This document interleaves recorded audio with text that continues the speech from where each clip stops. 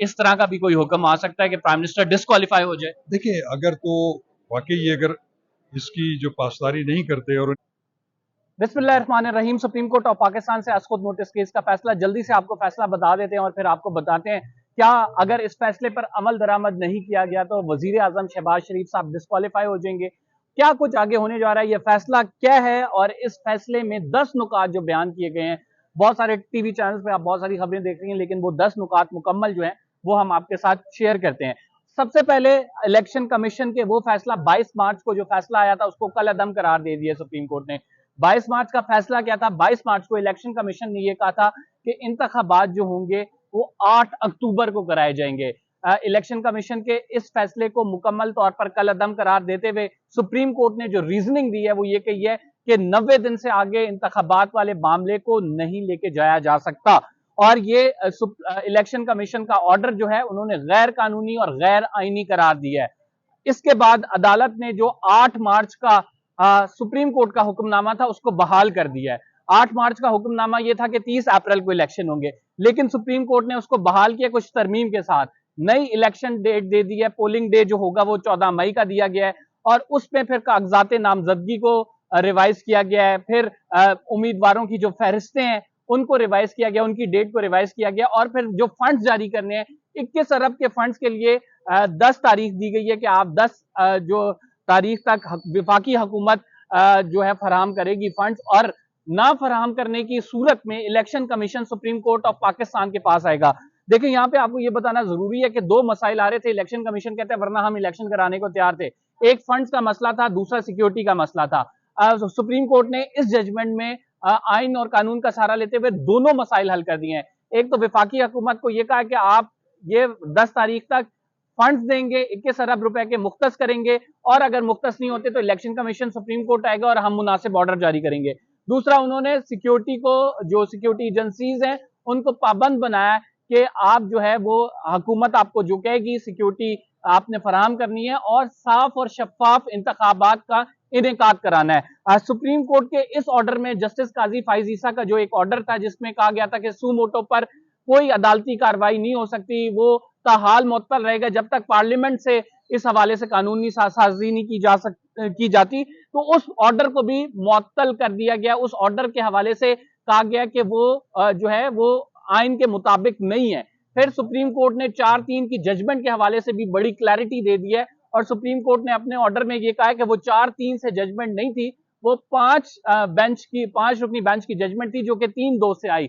Supreme court ने साथ ये भी कहा है कि केपी में इंतखाबात के हवाले से एक अलग दरखास्त दायर करें, चूंकि केपी में जो गवर्नर के वकील हैं कामरान मुर्तजा साहब, उन्होंने दलाइल नहीं दिए थे और उन्होंने ये कहा था कि वो जो है वो गवर्नर को रिप्रेजेंट नहीं कर रहे, उन्होंने अपनी काउंसिल चेंज कर दी है। तो लिहाजा बताया यह गया कि एक अलग से दरखास्त दायर की जाए और फिर हम केपी के मामले को भी एडजुडिकेट कर देंगे, उस पर भी हम कोई जजमेंट दे देंगे। राइट नाउ अगर देखा जाए तो एक चीज बड़ी क्लैरिटी के साथ है, सुप्रीम कोर्ट ने पोलिंग डे अनाउंस कर दिया है और पोलिंग डे 14 मई का दिन करार पाया है। इसी हिसाब से जो मुख्तलिफ तारीखें हैं उनमें सुप्रीम कोर्ट ने खुद से रद्दोबदल किया है और एक इलेक्शन शेड्यूल दिया है। इलेक्शन शेड्यूल के बाद अब जो है वो इंतखाबात कराने पड़ने हैं और अगर इंतखाबात नहीं कराए तो कॉन्टेम्प्ट ऑफ कोर्ट है। बाकायदा अदालत ने कहा है कि फंड्स ना जारी करने पर और सिक्योरिटी के मौसर इक़दामात ना हुए तो जो इलेक्शन कमीशन है वो सुप्रीम कोर्ट आ सकता है, मुनासिब ऑर्डर जारी किया जाएगा। जो कानूनी माहिरीन से हमारी बात हुई है वो हम आपके सामने रखते हैं ताकि आपको पता लग सके कि टोटल ओवरऑल पिक्चर क्या है। हमारे साथ नाज़रीन मौजूद हैं शाखावर साहब, और शाखावर साहब से हम पूछेंगे, जानने की कोशिश करेंगे कि सर ये फैसले को किस तरह से आप देखते हैं। सुप्रीम कोर्ट की जानिब से जो इलेक्शन शेड्यूल अनाउंस किया गया है उसके बाद क्या आप इसको इम्प्लीमेंट होता हुआ देखते हैं सुप्रीम कोर्ट की जजमेंट? देखिए, सुप्रीम कोर्ट का फैसला जो है वो तो फैसला है, उसको इम्प्लीमेंट तो होना है आइन और कानून के मुताबिक। लेकिन इस पे बहस हो सकती है, इस पे एकेडमिक बहस हो सकती है कि इसकी क्या इम्प्लीकेशंस होंगी, क्या इस पे अमल दरामद होगा या नहीं होगा। देखिए, कल जो कौमी असम्बली के प्लेटफॉर्म के ऊपर वज़ीर आज़म ने भी खिताब किया और वज़ीर कानून ने भी उसमें बात की, तो उन्होंने तो ये जो बेंच की जो तश्कील है और उनके मेंबरान के ऊपर तो वो शुरू दिन से एतराज़ कर रहे हैं, बल्कि कल भी उन्होंने उन पे जो है वो अदम एतमाद का इजहार किया, लेकिन उसके बावजूद ये बेंच चला। तो कल जो वज़ीर आज़म ने भी और मिनिस्टर लॉ ने भी ये कहा था कि फिर हम ये देखेंगे कि इस पे इम्प्लीमेंटेशन कैसे होगी। तो हुकूमत का मौका मेरे ख्याल में बड़ा क्लियर है कि वो इसको इम्प्लीमेंट करने नहीं जा रहे, उसके जो भी कॉन्सिक्वेंसेस होंगे लीगल वो उसको फेस करेंगे। तो लीगल कॉन्सिक्वेंस में there is contempt of court. मेरा ख्याल है कंटेम्प्ट ऑफ कोर्ट के अलावा और कुछ भी नहीं है। और तो कोई ऐसा मेरा ख्याल है कोई मैकेनिज्म नहीं है, क्योंकि अगर इस सुप्रीम कोर्ट के ऑर्डर को अगर नहीं मानते, और खुद इस फैसले में भी शॉर्ट ऑर्डर में भी लिखा हुआ है कि अगर वो इलेक्शन कमीशन जो हमें रिपोर्ट देगा, एक उन्होंने डेट मुकर्रर की है कि वो अगर उन्होंने उनको फाइनेंसेस प्रोवाइड नहीं किए और वो अमल दरामद नहीं किया तो फिर हम उस पर मुनासिब ऑर्डर पास करेंगे। मुनासिब ऑर्डर्स के लिए भी सर इलेक्शन कमीशन को कहा है कि आप हमसे रुजू करें जी। और फिर हम जो है मुनासिब, तो do you think election commission वापस रुजू करेगा? अगर नहीं करता तो कॉन्टेम्प्ट के लिए पीटीआई भी एप्लीकेशन में आ जाती है। मेरा ख्याल है कि इलेक्शन कमीशन जो है वो बाउंड है, वो तो रुजू करेगा, वो जो भी रिपोर्ट है वो तो सुप्रीम कोर्ट को देगा। लेकिन अब देखना ये है कि क्या इस फैसले पे अमल दरामद हुकूमत कराती है या नहीं कराती। वो तो अंदिया दे चुके हैं कि नहीं कराएंगे, फिर उसकी जो लीगल कॉन्सिक्वेंसेस होंगे वो आपको पता है, फिर वो एक नई एक कानूनी जंग छिड़ जाएगी। Then there would be a debate कि हम पहले भी अपना प्राइम मिनिस्टर, आपको पता है Yusuf Raza Gilani till the rising of the court, इस तरह का भी कोई हुक्म आ सकता है कि प्राइम मिनिस्टर डिस्क्वालीफाई हो जाए? देखिए, अगर तो वाकई अगर इसकी जो पासदारी नहीं करते और उनके खिलाफ कंटेम्प्ट प्रोसीडिंग्स होती हैं और फाइनली कल्मिनेट हो जाती हैं और उसमें सजा का कॉन्सेप्ट सामने आ जाता है, तो फिर तो यकीनन वो तो उसका कॉन्सिक्वेंस यही होगा कि प्राइम मिनिस्टर अगर वो till the rising of the court उनको सजा हो गई तो आर्टिकल 63 के तहत वो फिर 5 साल के लिए जो है वो नाअहल हो जाएंगे कोई भी अवामी उदरा। ये भी एक बड़ी डिबेट है कि शहबाज शरीफ साहब चाहेंगे भी ये 5 साल के लिए वो अगले नाअहल हो जाए या नहीं। अब ये देखना है कि उनकी लीगल टीम उनको बेहतर मशवरा दे सकती है। आप अगर लीगल टीम में होते उनकी क्या मशवरा देते शहबाज? देखिए, बात ये है कि चूंकि ये उनकी स्वीट विल है कि उन्होंने इसको मानना या नहीं मानना। मैं तो ये कहता हूँ कि सुप्रीम कोर्ट के फैसले को जो है वो तो मानना हर शहरी का और हर इदारे का फर्ज है और उसकी कॉन्स्टिट्यूशनल ऑब्लिगेशन है।